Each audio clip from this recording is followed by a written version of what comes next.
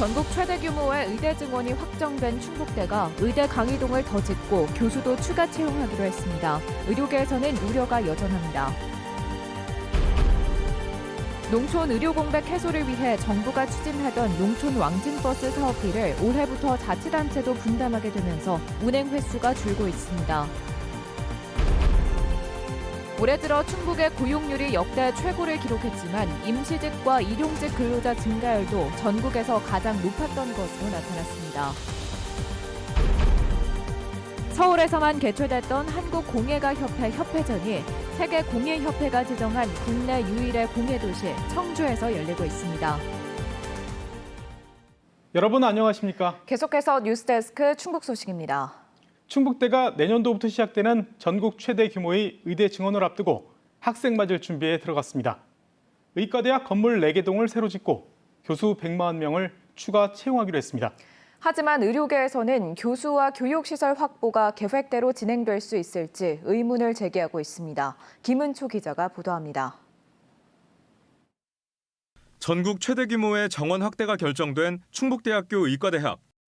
기존 정원 49명에서 내년에는 125명으로 늘어나고 내후년부터는 200명을 신입생으로 받게 됩니다. 정원이 크게 늘면서 수시 모집에 지원자가 1,200명 넘게 몰렸고 특히 지역 인재 전형은 20.9대 1로 전국에서 가장 높은 경쟁률을 기록했습니다. 한꺼번에 늘어날 의대 학생들을 맞이하기 위해 충북대가 본격적인 준비에 착수했습니다. 우선 의과대학 강의동 신축이 확정됐습니다. 충북대는 병원과 기존 의과대학 건물 뒤쪽 임야 부지에 강의동 4개 건물을 추가로 지을 계획입니다. 오는 2029년까지 의과대학 4, 5, 6호관과 함께 해부학 실습동이 들어설 예정입니다. 교수 신규 임용도 내년 35명을 시작으로 4년 동안 140명을 추가 채용하기로 했습니다. 또 교육 기자재 구입을 위해 예산 163억 원을 신청했고 일단 14억 원을 확보했습니다.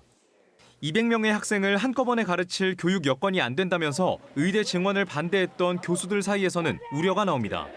현재 있는 교수들도 하나둘 떠나는 상황에서 한꺼번에 많은 교수를 채용할 수 있을지, 나아가 막대한 예산이 지속적으로 투입될 수 있을지 확실하지 않다는 겁니다. 병원에서 일을 하고 있는 교수들을 그대로 교육부 발령 전임 교수로 바꿔준 것일 뿐이지 실제로 교수 숫자가 늘어난 건 아니거든요. 휴학 중인 의대생과 학부모 역시 의대 증원 철회만이 답이라고 맞서고 있습니다. 의대 증원 백지화나 필터를 듣겠지 전면 재검토 그것을 전제로 하지 않은 복귀는 학생들도 원하지 않고 학부모들도 학생들의 의견을 존중한다. 현재 충북대 의대 재학생 288명 중 15명을 제외한 대부분이 휴학을 신청한 가운데 충북대는 정부 방침대로 학칙을 개정해 의대생들이 내년에 복귀한다는 전제로 휴학을 승인할 예정이라고 밝혔습니다. MBC 뉴스 김은초입니다. 의정 갈등 장기화로 빚어진 의료 공백을 채우기 위해 공보이들이 차출되면서 가뜩이나 열악한 농촌 지역의 의료 불편은 더 커지고 있는데요. 그런데 농어촌 의료 사각지대 해소를 위해 시행되고 있는 농촌 왕진버스 사업은 오히려 지난해보다 줄었습니다. 왜 그럴까요? 허지희 기자가 보도합니다. 초등학교 강당이 병원으로 변했습니다.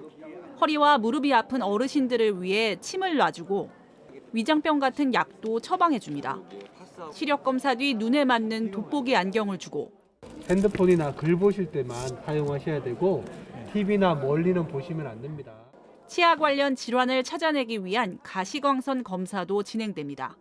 구강 검사 아주 꼼꼼하게 잘해주시고 또 안과 또 돋보기도 주시니까 노인네들이 얼마나 감사해요. 오늘 두루두루 감사합니다. 이렇다 할 병원을 찾기 힘든 농촌 지역 어르신들에게 의료 서비스를 제공하기 위해 지난해까지 농림축산식품부와 농협이 예산을 분담해 추진한 왕진버스 사업입니다. 의료 환경이 이제 열악하다 보니까 안과 질환이라든가 구강 질환을 가볍게 생각하시는 경우가 많아요. 그래서 이제 그런 부분을 중점적으로 하고 있고 또 한방 치료를 또 중점적으로 또 하고 있습니다. 하지만 올해 들어 왕진버스 사업 횟수는 오히려 줄었습니다. 지난해까지 사업비 70%를 부담하던 정부가 이 가운데 30%를 지자체 부담으로 넘긴 이후 지난해 91회였던 사업 횟수가 지난 8월까지 37회로 감소한 겁니다. 충북의 경우 충청북도가 예산 지원을 결정하면서 시행 횟수가 한 차례만 줄었지만 타 시도 사정은 그렇지 못했습니다. 예산이 좀 넉넉한 지자체는 지자체 부담 30%를 부담하고서 왕진버스 사업을 계속했던 거고 그런 부담 여력이 없는 그런 지자체는 포기를 하게 된 것입니다. 가뜩이나 공중보건의가 도시로 차출되는 마당에 의료 공백을 채워줄 왕진버스 사업마저 부익부 빈익빈 현상이 벌어지고 있습니다. 시골에서는 아무래도 병원 다니기도 힘들고 일은 힘들고 연세 드신 분들이잖아요. 그러니까 모든 것이 그냥 여의치가 않잖아요. 내년에는 검진 인원을 올해보다 늘려 충북 지자체가 부담해야 하는 비용이 40%가량 더 늘어날 예정입니다. 충북 지자체 상당수가 참가하겠다는 의사를 밝혔지만 예산 한 푼이 아쉬운 지역에선 사업비 분담률 조정이 필요하다는 목소리도 나오고 있습니다. MBC 뉴스 허지입니다. 길어지는 의료 공백 사태의 해법을 모색하는 토론회가 민주노총 충북본부와 충북도의회 공동 주최로 열렸습니다. 이 자리에서 문상미 충북대병원 간호사는 응급실에서 의사 업무 일부를 간호사가 대신하고 있다면서도 호흡기내과는 입원해도 치료해줄 이른바 배후 진료 의사가 없어 응급실 환자를 받지 않는 상황이라고 말했습니다. 참석자들은 의정 갈등이 길어지면서 도민의 생명 안전이 심각한 위협을 받고 있다며 병원 운영 정상화와 공공의료 체계 확대를 촉구했습니다. 김영환 충북지사와 이범석 청주시장이 비공개 회동을 가졌습니다. 충청북도는 김 지사와 이 시장이 오늘 오후 충북도청 여름마당에서 배석자 없이 30분가량 만나 협력이 필요한 모든 정책에 대해 역량을 모으기로 합의했다고 밝히면서 관련 사진 한 장을 공개했습니다. 앞서 저출생 현금 지원 정책을 두고 이견을 보였던 김 지사와 이 시장은 지난달 5일 서승우 국민의힘 충북도당 위원장 중재로 만났지만 뚜렷한 성과를 발표하지는 못했습니다. 요즘 경기가 어려워 일자리를 구하기 힘들다고 하는데 정작 기업들은 인력난을 호소하고 있습니다. 충북의 인력 부족률은 전국에서도 가장 높은 수준인데 그런데 고용이 된 사람들을 들여다보면 단기 고용 일용직 근로자가 크게 늘고 있습니다. 전효정 기자가 보도합니다.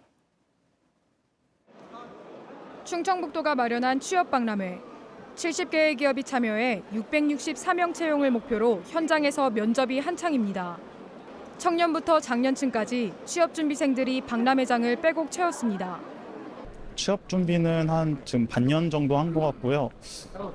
굉장히 아무래도 이제 지금 다 경기가 안 좋다 보니까 취업을 준비하는 사람들도 구직하기가 좀 어려운 상황인 것 같습니다. 하지만 기업들은 사람을 뽑으려고 해도 구하기 어렵다고 말합니다. 기숙사나 이런 부분들도 저희가 지원은 해드리지만 기업이 가용할 수 있는 한계라는 부분이 있지 않습니까? 그런 부분이 이제 충족하지 못한다면은 이제 입사를 했다가 올해 상반기 충북 지역 인력 부족률은 3.9%로 지난해 같은 기간보다 0.7%포인트나 올라 전국에서 가장 높은 수준이었습니다. 산업 현장에서 필요한 인력이 2.3% 늘었는데 부족한 인원은 22.5%나 늘었습니다. 주로 음식 서비스업과 생산직을 중심으로 이른바 인력 수급 미스매치가 심각했습니다. 미스매치가 발생을 하면은 문제점이 공장이나 이제 사업체에서는 인원이 필요한데 그만큼 인원이 안 오는 상황이니까 생산 쪽에 차질이 발생할 수도 있고요. 올해 들어 8월까지 충북 고용률은 66%로 17개 시도 가운데 세 번째로 높았는데 문제는 고용의 질이었습니다.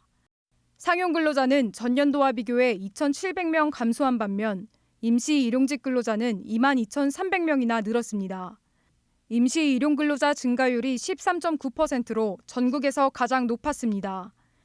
반도체 공장 건설 현장의 식사 준비를 위한 단기 구인 수요가 늘었고 김영환 충북지사가 도입한 도시농부 사업으로 농업 취업자 수가 크게 는 영향입니다. 공공 부분에서 이런 단기 고용 임시직이나 일용직 일자리를 창출하는 경향이 강했다. 공공의 예산 지원이 중단되면 결국 일자리의 지속 가능성이 떨어지는. 60세 이상 고령층 취업자도 전년과 비교해 1만 3천 명 넘게 늘었습니다. 고령층에게 일하고 싶은 이유를 물었더니 생활비에 보탬이 되기 위해서가 55%로 절반이 넘었습니다. MBC 뉴스 전유정입니다.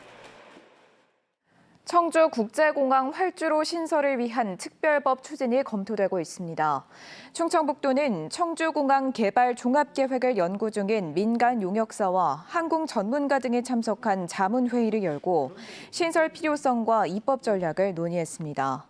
김영환 지사는 군이 떠나지 않는 한 민간 전용 활주로와 기존 활주로 연장이 모두 필요하다며 1차적으로 정부의 7차 공항개발 종합계획에 반영하고 필요하다면 특별법을 만드는 것도 생각해 볼 수 있다고 말했습니다.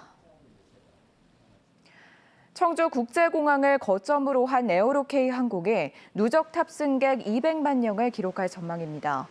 에어로케이 항공은 휴일인 내일 4천여 명이 이용해 운항 3년 5개월 만에 탑승객 200만 명을 돌파할 것이라고 내다봤습니다. 탑승객 200만 명 가운데 국제선 이용객은 40%를 차지해 10%에 불과하던 1년 전보다 크게 늘었습니다. 공예 분야에서는 가장 큰 단체인 한국공예가협회가 청주에서 전시회를 열고 있습니다. 서울을 떠나 지방도시에서 전시회가 열린 건 51년 만에 처음인데요. 세계공예협회도 청주를 우리나라 유일의 공예도시로 지정하는 등 청주의 위상이 달라지고 있습니다. 이병선 기자입니다. 조선 중기 쓰개 치마를 천장에 매단 건 여인의 한과 일생을 공감해 보려는 표현입니다. 영화 감독 봉준호의 누나로도 알려진 섬유공예가 봉지희의 작품입니다. BTS를 통해 뉴욕 메트로폴리탄 미술관에 전달된 정혜조 작가의 목칠공예 시리즈 오색 광률도 선보입니다. 한국공예가협회가 해마다 여는 협회전을 올해는 청주시 한국공예관에서 열었습니다. 서울이 아닌 곳에서 전시하는 건 51년 만에 처음입니다.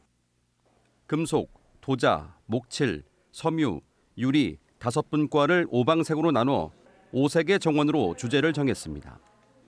색약을 지닌 작가는 자신이 보는 색과 관람객이 보는 색이 어떻게 다를까 궁금해 다양한 색깔의 레고를 재료로 삼았고 적층을 통해서 색의 다양한 시각적 효과를 표현하려고 했습니다. 그리고 일반인들이 보시기에도 아마 친숙한 재료라서 전승 공예대전 수상 작가는 전통 공예인 자수가 사라지는 것이 아쉬워 모란과 새가 어우러진 화조도를 냈습니다. 옛날 전통 기술을 응용을 하지만 제 작품 세계를 구현하는 데 있어서는 모던하고 좀 더 도시적이고 현대적으로 표현하고 있습니다. 260개가 넘는 작품을 한 공간에서 전시할 수 있다는 점이 가장 큰 장점. 지난 6월 세계공예협회가 청주를 국내 유일의 공예도시로 지정한 터여서 축하하는 의미까지 담게 됐습니다.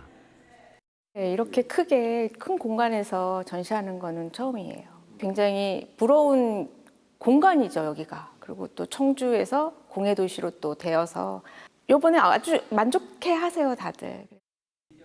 유네스코 창의도시로도 추천을 받아 내년 최종 선정을 앞두고 있는데 세계 무대에서 공예도시로 공인되는 계기가 될 것으로 보입니다. 세계와 함께하는 공예 문화의 새로운 지평을 여는 글로벌 허브로서의 역할을 충실히 하기 위한 전시, 학술, 아카이브, 다채로운 교육 프로그램 이런 것들을 좀 체계적으로 전개해 나갈 계획입니다. 25년 전 세계 최초의 공예 비엔날레로 시작한 공예도시 청주의 도전이 열매를 맺고 있습니다. MBC 뉴스 이병선입니다. 국책 연구를 수행하면서 수십억 원대 정부 출연금을 빼돌린 기업 연구소장이 실형을 선고받았습니다. 청주지방법원은 지난 2014년 12월부터 7년 동안 인공관절 개발 관련 국책 연구를 수행하면서 180여 차례에 걸쳐 30억 원의 출연금을 가로챈 전직 기업 연구소장에게 징역 6년을 선고했습니다. 이 소장은 연구자재를 구입한 것처럼 거래 명세서와 세금 계산서를 조작한 혐의로 기소됐습니다. 재판부는 계획적으로 장기간 범행을 저지르고 피해 보상도 거의 이루어지지 않은 점을 고려했다고 판시했습니다. 지역 어르신들의 정보 격차 해소를 위한 정보통신기술 해피에이징 서포터즈가 활동을 시작했습니다. SK하이닉스와 하츠하츠 재단 등이 지원하는 서포터즈는 50대에서 80대 장년층 70명으로 구성됐습니다. 이들은 노인복지관을 이용하는 비슷한 연배의 장년층에게 같은 눈높이에서 디지털 기기 사용법을 전파하게 됩니다. 국민 장바구니 부담을 덜어주기 위한 농축산물 할인 지원이 수도권에 쏠린 것으로 나타났습니다. 국민의힘 박덕흠 의원은 마트와 전통시장 등에서 우선 할인하고 올해 정부가 보전한 금액이 1,445억 원에 이르지만 지역별 배정액은 차이가 난다고 밝혔습니다. 경기도가 270억, 서울 259억, 경남 93억 원 순이었고 충북은 32억 원에 불과했습니다. 박 의원은 정부가 물가 안정을 위해 할인 지원을 하고 있지만 일부 지역에만 집중돼 정책 효과가 떨어진다고 지적했습니다. 외국인 집주인이 세입자에게 전세 보증금을 돌려주지 않아 발생한 보증 사고가 최근 3년 새 급증했습니다. 국민의힘 엄태영 의원은 최근 3년 반 동안 발생한 외국인 집주인 전세 보증 사고가 52건이고 사고 금액은 123억 4천만 원이라고 밝혔습니다. 지금까지 뉴스데스크 충북 소식이었습니다. 잠시 후 스포츠 뉴스가 이어집니다. 고맙습니다.